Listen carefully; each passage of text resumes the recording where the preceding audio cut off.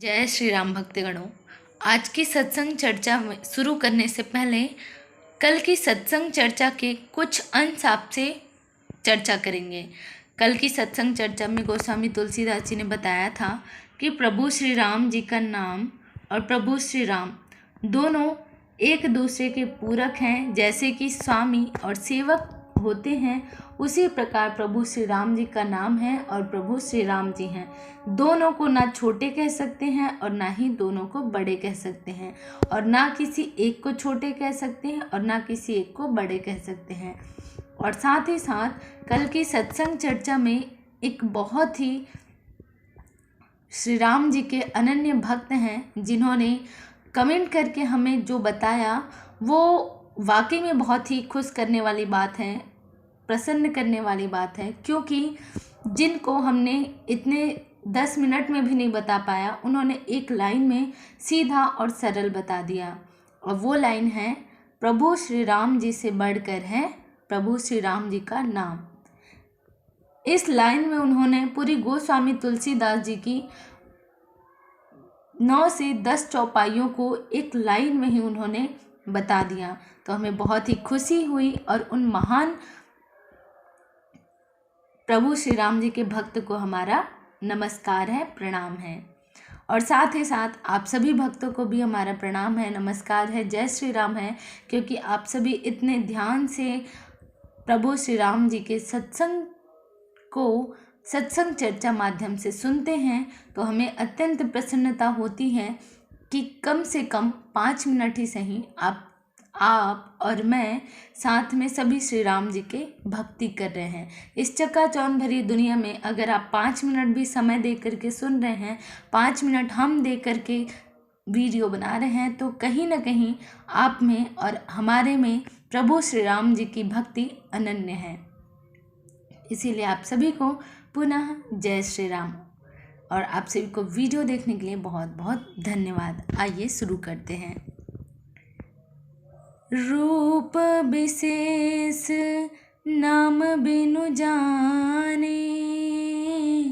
करतल गत ना पर ही पहचाने। सुमेरिह नाम रूप बिनु देखे, आवत हृदय स्नेह विशेषे। राम सिया राम जय जय राम। यहाँ पर गोस्वामी तुलसीदास जी ने बताया कि कोई सा विशेष रूप बिना उनका नाम जाने हथेली पर रखा हुआ भी पहचाना नहीं जा सकता। रूप के बिना देखे भी नाम का स्मरण किया जाए तो विशेष प्रेम के साथ वह रूप हृदय में आ जाता है। यहाँ पर गोस्वामी तुलसीदास जी ने वही बात कही है जो अन्य चौपाइयों में उन्होंने कही है कि प्रभु श्री राम जी का नाम, जब तक हम प्रभु श्री राम जी के नाम को नहीं जानेंगे तब तक हम उनको भी नहीं जान पाएंगे। जैसे कि गोस्वामी तुलसीदास जी ने एक सिंपल सा उदाहरण दिया है, सरल सा उदाहरण। उन्होंने बताया कि कोई छोटा सा वस्तु या कोई विशेष रूप वाला कोई वस्तु आपके हाथ में थमा दिया जाए, तो जब तक आप उस व्यक्ति के गुण को नहीं जानोगे, जब तक आप उस वस्तु के स्वभाव को नहीं जानोगे या उस वस्तु के नाम को नहीं जानोगे, तब तक आप उसको दूसरों के सामने उसका वर्णन नहीं कर सकते। मान लो जाए मेरे हाथ में एक गुड़ है और वो मैं आप सभी को दिखाऊंगी कि ये मेरे हाथ में गुड़ है, किंतु मैं कैसे कहूँगी जब अगर उसका नाम मुझे नहीं पता होगा।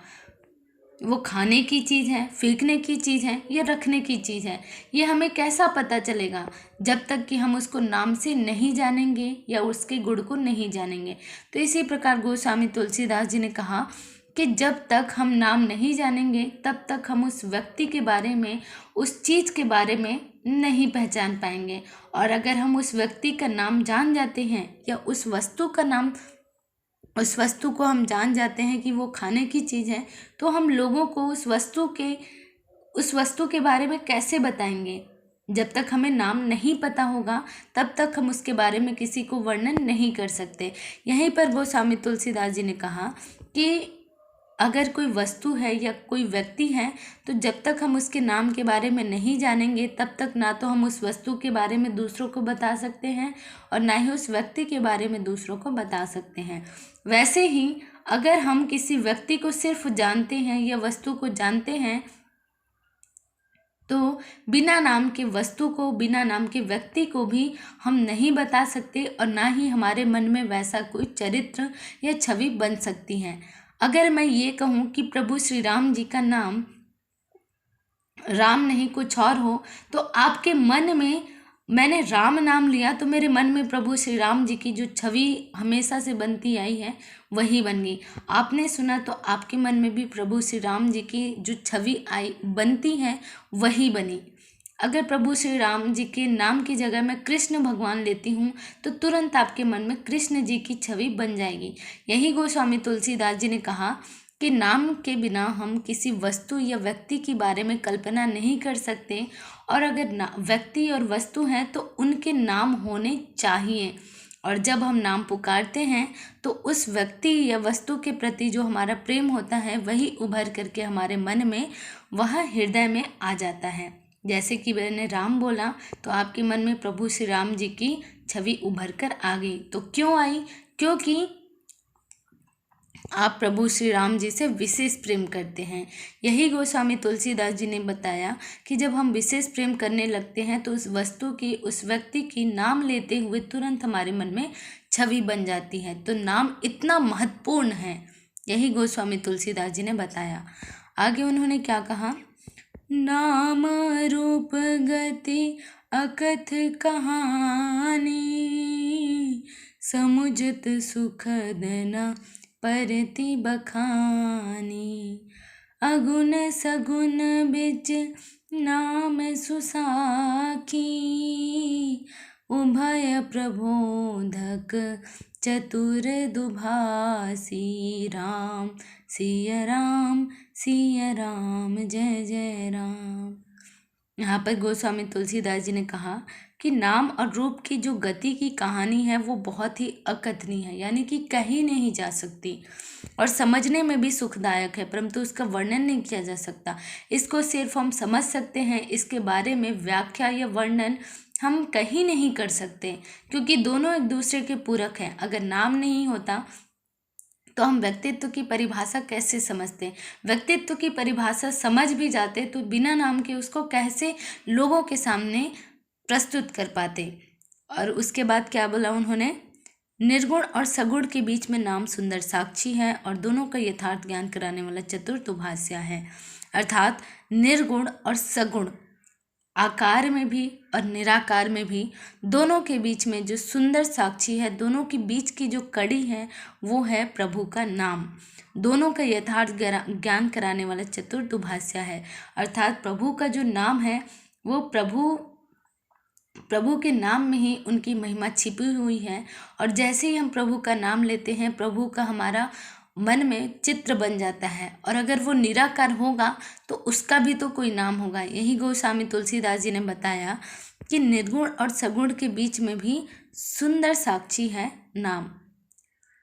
अगर प्रभु का नाम नहीं होता तो हम किस नाम से उनको पुकारते, किस नाम से उनको समझते, या हम प्रभु के जो छवि है, जो प्रभु श्री राम जी की छवि है, वो हम अपने मन में कैसे लाते यदि हम प्रभु श्री राम के नाम को नहीं जान पाते तो यही गोस्वामी तुलसीदास जी ने बताया कि प्रभु का नाम इतना महान है कि बिना नाम के हम उनको पहचान नहीं सकते।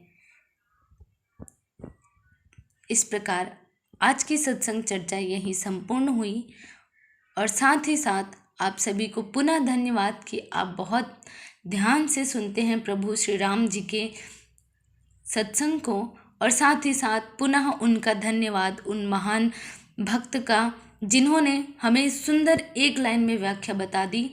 और आप सभी को पता होगा कि सचमुच प्रभु श्री राम से बढ़कर उनके नाम में ताकत है, तभी तो पत्थर पानी में तैर गए। आज के लिए बस इतना ही। जय श्री राम, जय जय श्री राम।